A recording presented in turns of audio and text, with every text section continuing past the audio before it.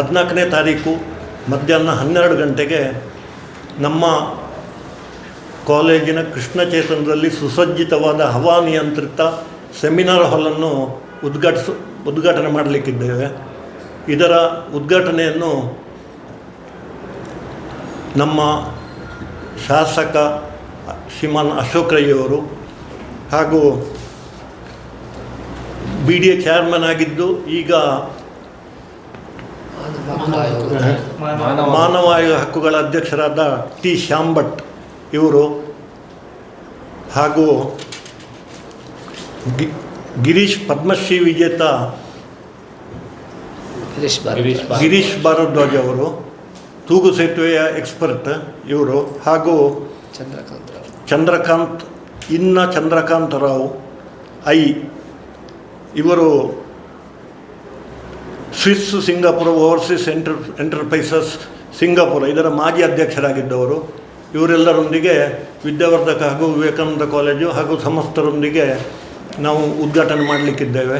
ಹಾಗೆ ನಮ್ಮೆಲ್ಲರ ಬೆನ್ನೆಲುಬು ಕಲ್ಲಡ್ಕ ಶ್ರೀ ಪ್ರಭಾಕರ್ ಭಟ್ ಇವರು ಕಾರ್ಯಕ್ರಮಕ್ಕೆ ಅಧ್ಯಕ್ಷರಾಗಿರ್ತಾರೆ. ಅವರು ವಿದ್ಯಾವರ್ಧಕ ಸಂಸ್ಥೆಯ ಅಧ್ಯಕ್ಷರು ಕೂಡ ಹೌದು. ಇದರ ಸಭಾಭವನ ಸಾವರ್ಕರ್ ಸಭಾಭವನ ಎಂದು ಇನ್ನು ಮುಂದೆ ಗುರುತಿಸಲ್ಪಡ್ತದೆ.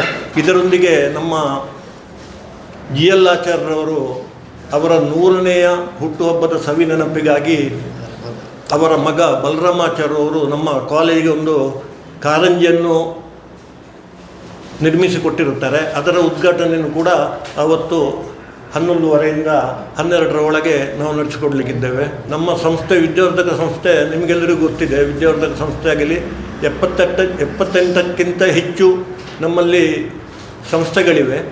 ಈ ಸಂಸ್ಥೆಗಳು ಸಾಮಾಜಿಕ ಕಳಕಳಿಯೊಂದಿಗೆ ಕೆಲಸ ಮಾಡುವಂಥ ಸಂಸ್ಥೆ. ಇದರಲ್ಲಿ ಯಾರಿಗೂ ಕೂಡ ಮ್ಯಾನೇಜ್ಮೆಂಟ್ ಇರಲಿ, ಯಾರಿಗೂ ಕೂಡ ಲಾಭದಾಯಕವಾದ ಹುದ್ದೆ ಅಲ್ಲ. ನಿಮಗೆಲ್ಲ ಗೊತ್ತಿರುವಂಥದ್ದೇ. ನಾವೆಲ್ಲ ಸಮಾಜಕ್ಕೆ ಬೇಕಾಗಿ ಏನಾದರೂ ಕೊಡುಗೆ ಕೊಡಬೇಕಂತ ಹೇಳೋ ದೃಷ್ಟಿಯಿಂದ ನಾವು ಮಾಡ್ತಾ ಇದ್ದೇವೆ. ಅದರೊಂದಿಗೆ ಸುಮಾರು 2.5ರಿಂದ 3 ಕೋಟಿ ರೂಪಾಯಿಯ ವೆಚ್ಚದಲ್ಲಿ ಈ ಸುಸಜ್ಜಿತ ಸಭಾಭವನ ನಿರ್ಮಾಣ ಆಗಿದೆ.